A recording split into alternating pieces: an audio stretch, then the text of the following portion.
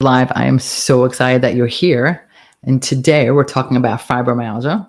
And I'm going to say it right off the start. Here's what it is. I said it on TikTok. I'm going to give you the punchline right now. Fibromyalgia is not an acceptable diagnosis. That's the beginning, the middle, and the end. For many of you, fibromyalgia is something you get after years and years of running around from provider to provider. So you feel like it's the end result, but it's actually the beginning of the conversation. Let's dive deep and see what we're talking about. So fibromyalgia, for those of you who don't know, it's a diagnosis that people get when they have pain and tenderness all over their body, and it comes and goes. And usually patients also have other issues like sleep issues, memory, mood issues, overall fatigue. And they go around from doctor to doctor and appointment to appointment, and they're prodded and poked. And eventually they're told, hey, there's nothing wrong with you, so we think you have fibromyalgia.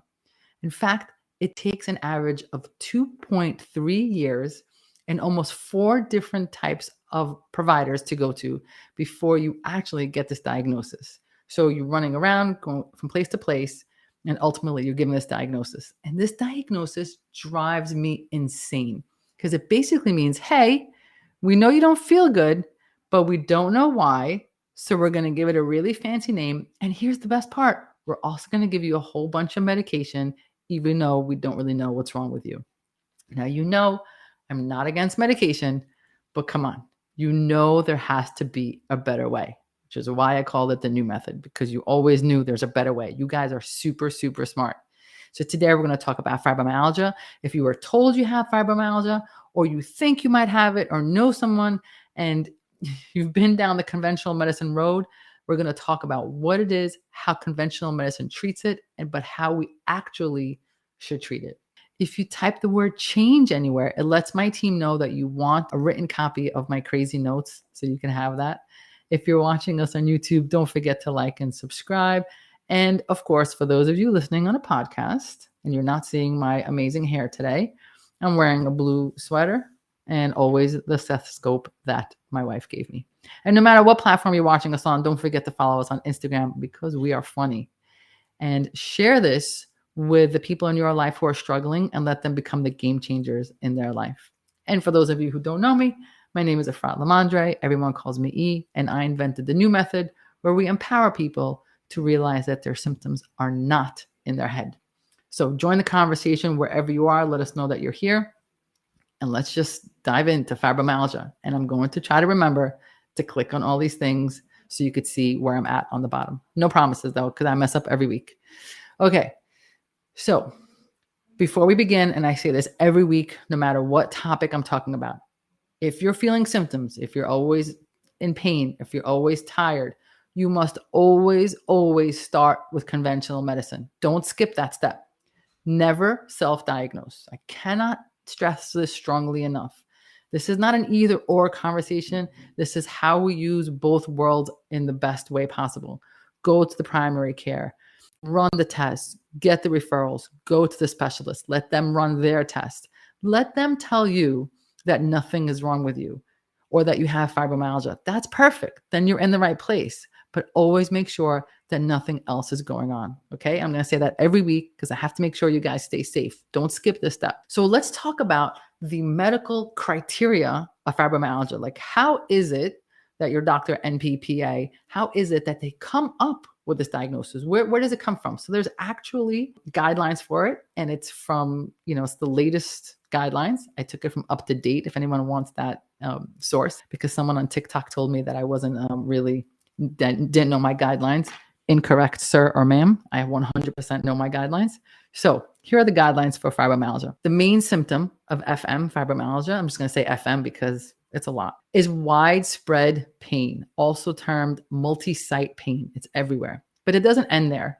It's fatigue, sleep disturbances. Most patients with FM actually have what's called non-restorative sleep, meaning even if they sleep 8 to 10 hours, they do not wake up feeling refreshed. Cognitive disturbances is very common. People will call it fibrofog. They just can't seem to get good, especially if there's rapid decisions that have to be made. They get really fatigued. They'll also describe psychiatric symptoms. Depression or anxiety is seen in about 30 to 50% of people who have fibromyalgia. probably because it's so frustrating to have fibromyalgia and not get it answered, but we'll get there later. Paresthesias. Paresthesias means your skin feels weird.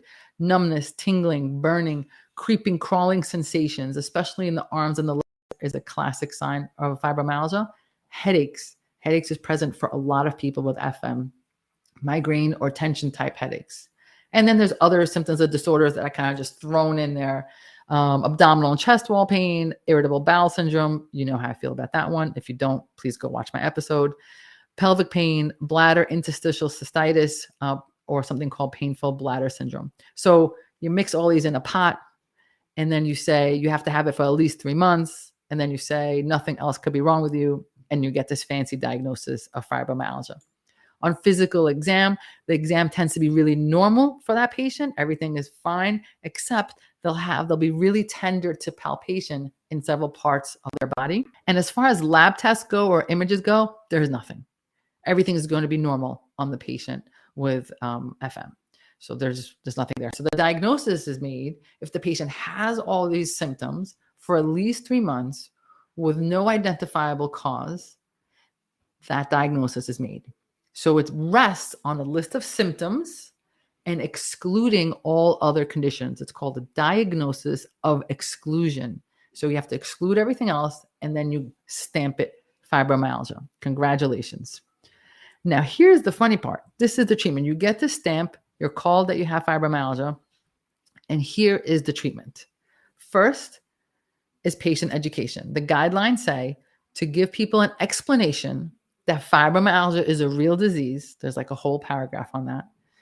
But we don't know the cause of it. We don't know the cure of it, and that your symptoms will come and go, and have a nice day.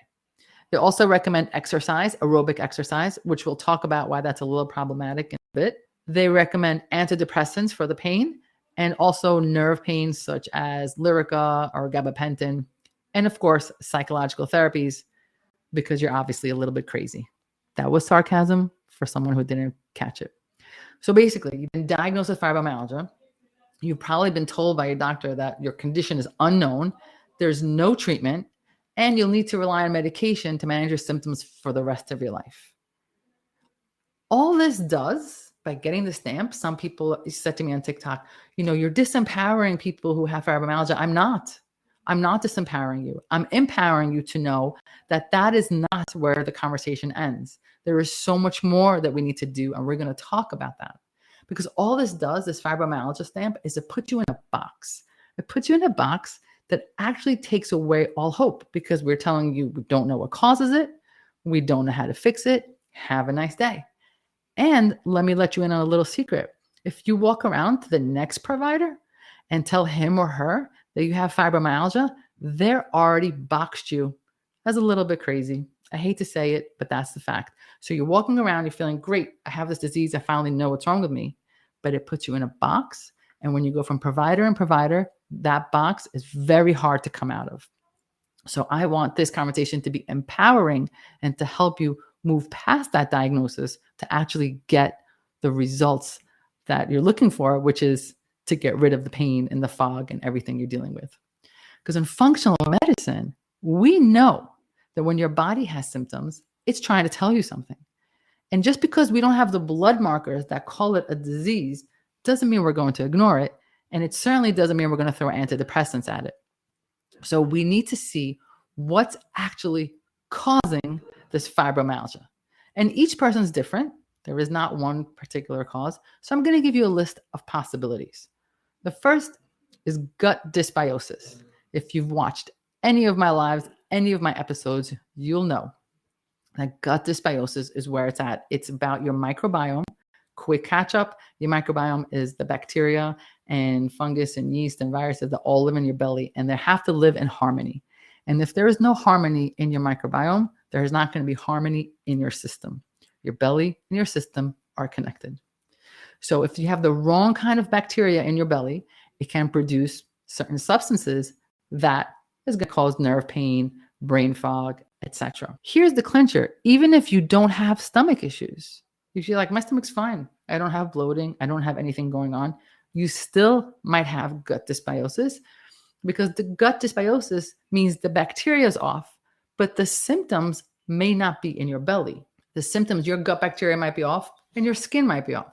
Your gut bacteria might be off and you have brain fog. Your gut bacteria might be off and you have joint pain. So just because your stomach feels fine doesn't mean you don't have gut dysbiosis. So that's the first thing to explore. Part of that gut dysbiosis is making sure you don't have SIBO, small intestinal bowel overgrowth, or leaky gut, because those two things need to be managed. I did a whole episode on those. Food sensitivities, huge player in fibromyalgia and feeling unwellness and I don't feel good-itis. Food sensitivities is not the same as allergies. Food allergies means I eat a banana, I get a hive, I have a histamine reaction, I need to take a Benadryl, an antihistamine. Food sensitivities means that when you eat something, you don't have an allergic response to it, but you have a systemic response to it. Your system responds to it. For example, certain foods might be triggering a headache. Certain foods might be triggering skin issues. Certain foods might be triggering heart palpitations or sweats. So even though you're not allergic to them on an allergy test, you might have food sensitivities that are causing some of the symptoms of fibromyalgia. Thyroid issues. Again, I did a whole thing on TSH. Here's the bottom line. Don't just check your TSH.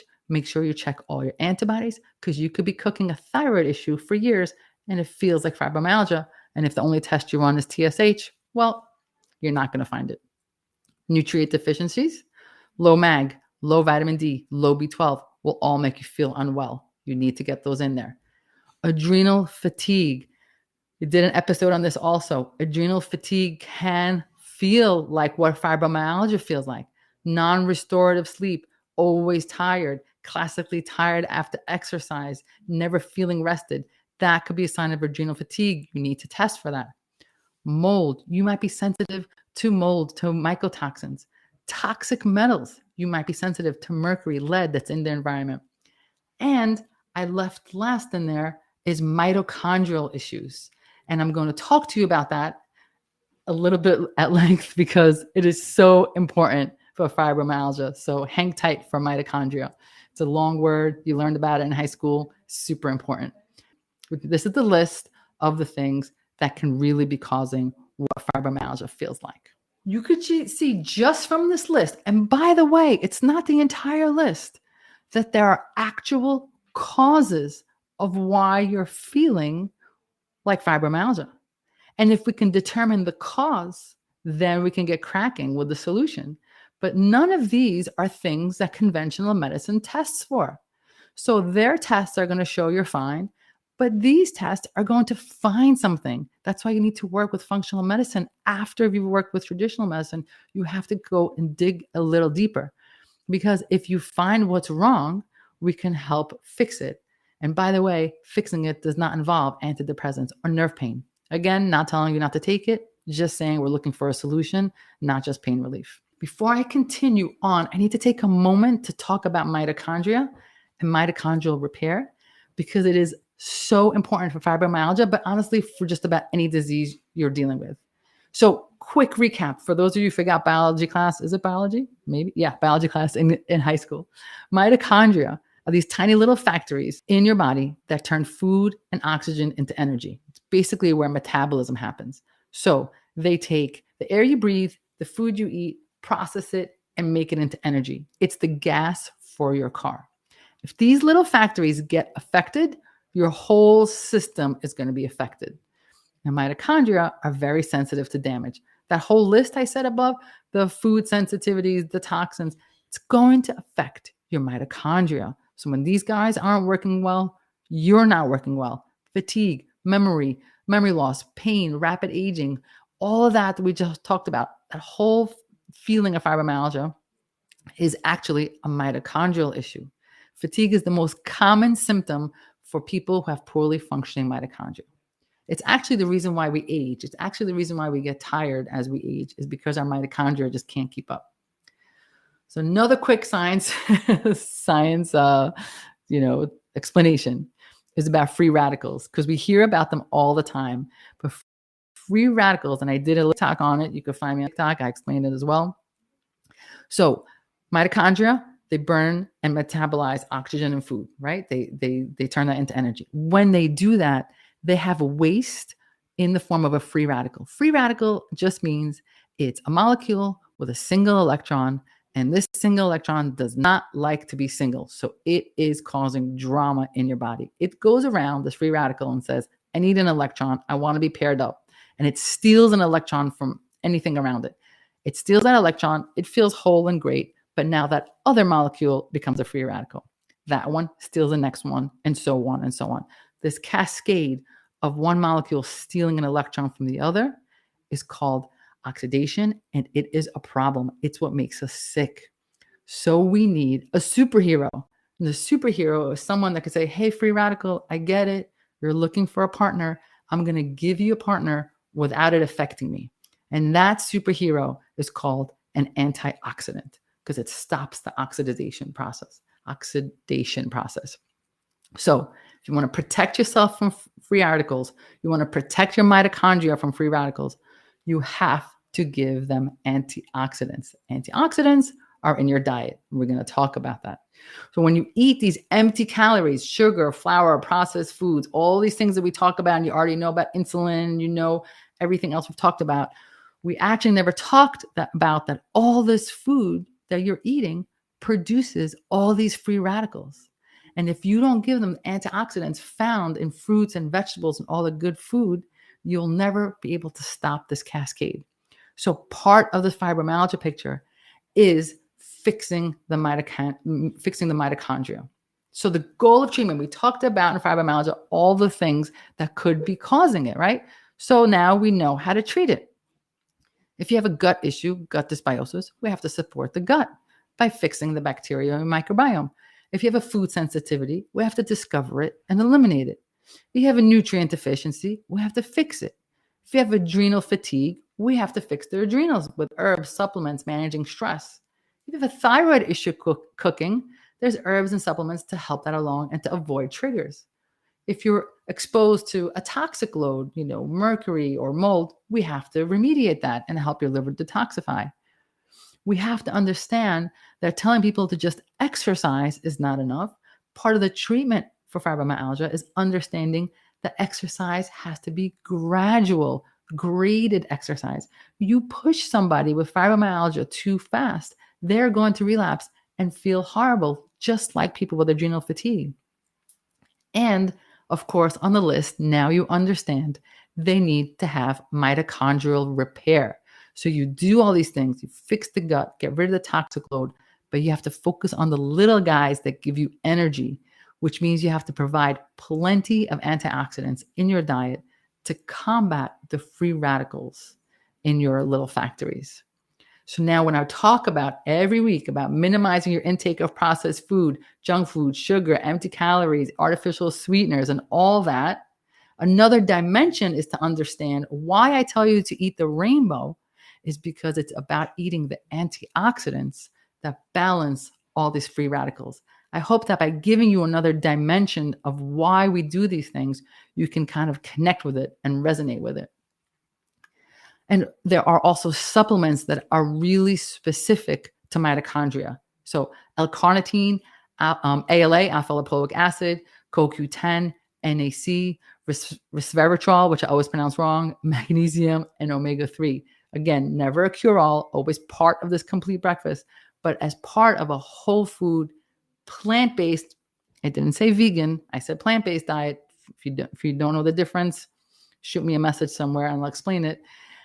All these things together can help repair the mitochondria. And I spoke super fast because I wanted to get all this information in because I got really excited about this topic. And this was me minimizing the content. So as always, here's the bottom line. Let's do a quick recap because recapping is my favorite GIF or GIF. And if you don't know, type in the word recap in your Apple phone and you'll see my picture. Bottom line, fibromyalgia is not an acceptable diagnosis because it's actually the beginning of the conversation. You go to primary care, you get all the testing done. When it's all negative, you find a functional medicine provider or work with us, and you have to find what's actually causing you to feel so unwell. And I know this is a lot, But if you want to work with us, this is how. You find us at The New Method just about on every single platform except for Twitter because I talk too much. So at The New Method website, at The New Method Instagram, YouTube, Facebook, you name it, TikTok. Send us a message if you want to connect. But the bottom line, use this information to take your health to the next level, whether it's with us or someone else, to understand there is more to fibromyalgia than just accepting that diagnosis. I hope you become the game changer in your life because you always knew there was a better way. I will talk to you guys next week.